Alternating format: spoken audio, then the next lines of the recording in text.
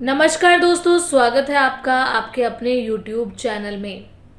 Phobia एक तरह से एक ऐसी बीमारी है जिसमें हम सामान्य तौर पर इंसान को किसी सामान या किसी माहौल से डर लगता है। और आज हम कुछ ऐसा ही टॉपिक लेकर आए हैं जिसके बारे में बहुत से लोगों को पता भी नहीं होगा कि वो होता क्या है।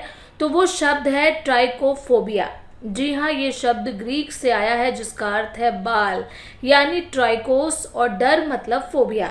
दरअसल ट्राइकोफोबिया से पीड़ित व्यक्ति को अक्सर बालों का लगातार डर बना रहता है और ये खासकर शरीर पर, कपड़ों पर या अन्य जगहों पर खुले बालों को देखकर या छूने से होता है। साथ ही ये डर कई लक्षणों को जन्म दे सकता है जो आपकी आम जिंदगी में बाधा डाल सकता है। आपको बता दें कि ट्राइकोफोबिया और अन्य फोबिया के लक्षण अलग अलग होते हैं, लेकिन इस बीमारी में आपको कुछ लक्षण शारीरिक भी हो सकते हैं, जैसे दिल की धड़कनें तेज होना, पुतलियों का फैलना, पसीना आना, गर्म या ठंडी चमक, ब्लड प्रेशर बढ़ जाना, सांस लेने में दिक्कत होना, शरीर कांपना, चक्कर आना, जी मिचलाना हो सकते हैं। और अगर हम बात करें भावनात्मक लक्षणों की तो वो कुछ इस प्रकार हो सकते हैं, जैसे चिंता या घबराहट के दौरे पड़ना, डर पैदा करने वाली परिस्थितियां होना, खुद पर से काबू खोने का एहसास होना, ताकत में कमी का महसूस होना, अकेलापन महसूस लगना, ये महसूस करना कि आप बेहोश हो सकते हैं या मर सकते हैं। इस तरह फोबिया के कई लक्षणों का अनुभव बच्चे भी कर सकते हैं। वो अपने डर को बड़ों या युवाओं की तरह आसानी से जाहिर करने में सक्षम नहीं होते। इसका परिणाम स्वरूप बच्चा रो सकता है, चिड़चिड़ा हो सकता है या डरने पर अपनी देखभाल करने वालों से चिपक सकता है। अक्सर आप में ट्राइफोबिया का सटीक कारण बताना मुश्किल हो जाता है, क्योंकि डर अचानक आ सकता है या समय के साथ धीरे धीरे विकसित हो सकता है। कुछ शोधकर्ताओं का मानना है कि ये कई कारणों से पैदा हो सकता है, जैसे तनाव या चिंता, अवसाद या अन्य मानसिक स्वास्थ्य स्थितियां, अन्य जोखिम, काम या हादसा भी व्यक्ति को विशिष्ट फोबिया के प्रति अधिक संवेदनशील बना सकता है। अक्सर इस फोबिया के कारण जैसे अनुभव, जो लोग बाल कटवाने या बालों से संबंधित अन्य दर्दनाक स्थिति, पैटर्न वाले बालों का झड़ना या बालों के साथ बुरा अनुभव होना हो सकता है।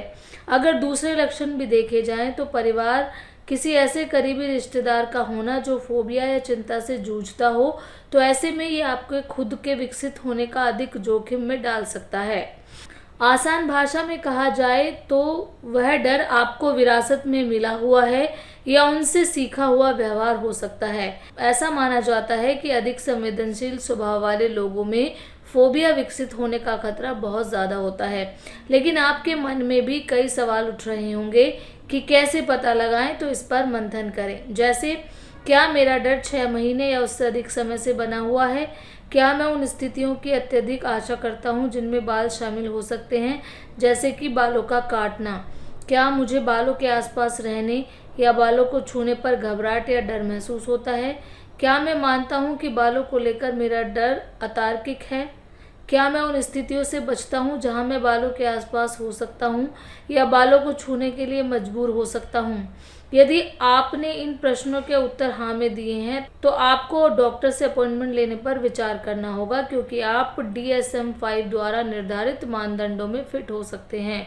आपका डॉक्टर आपसे आपके मेडिकल इतिहास और आपके द्वारा अनुभव किए जा रहे लक्षणों के बारे में ज़्यादा जानकारी लेगा और प्रश्न भी पूछेगा।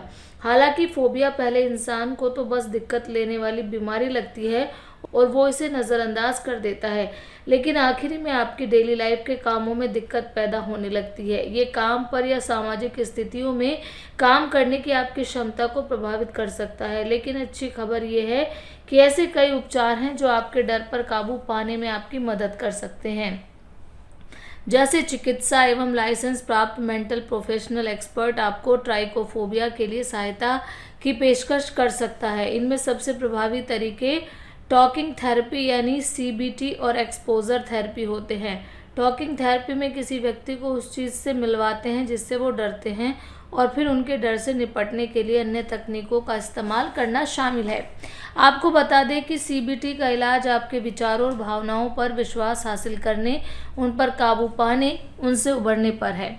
वहीं एक्सपोजर थेरेपी का इस्तेमाल किसी डरावनी वस्तु या स्थिति के बारे में होता है जो इस मामले के बारे में जानने में मदद मिलती है, जैसे बाल जो समय के साथ धीरे धीरे बार बार संपर्क प्रदान करती है। एक्सपोजर के माध्यम से डर से जुड़े विभिन्न विचारों और भावनाओं का अनुभव करने से आपको अपने फोबिया की जड़ तक पहुंचने और इस पर काबू करने के तरीके खोजने में मदद मिल सकती है। अक्सर फोबिया के इलाज के लिए थेरेपी पहली पसंद होती है, लेकिन कुछ दवाएं पैनिक अटैक को प्रबंधित करने और आपकी चिंता को कम करने में भी सहायक हो सकती हैं। आपको बता दें कि कुछ दवाएं विकल्पों में शामिल है। बीटा ब्लॉकर्स शरीर पर एड्रेनालाइन के प्रभाव को रोकती है, उदाहरण के लिए ब्लड प्रेशर बढ़ाना या आपको कपकपाती महसूस कराना। बेंजोडाइजेपाइन जैसी शामक दवाइयां भी चिंता के प्रभाव को कम कर सकती हैं। हालांकि नशीली दवाओं या शराब पर निर्भर रहने वाले लोगों को इन दवाओं से बचना चाहिए। दवा के उपयोग को अक्सर बहुत ही खराब स्थितियों के लिए एक वैकल्पिक समाधान के रूप में देखा जा सकता है। तो दोस्तों, उम्मीद करते हैं आपको ट्राइकोफोबिया के बारे में अच्छे से जानकारी मिल गई होगी। वीडियो अगर पसंद आए तो इसे लाइक करें, शेयर करें, चैनल पर नए हैं तो सब्सक्राइब भी करें। मिलते हैं नेक्स्ट वीडियो में, तब तक के लिए नमस्कार।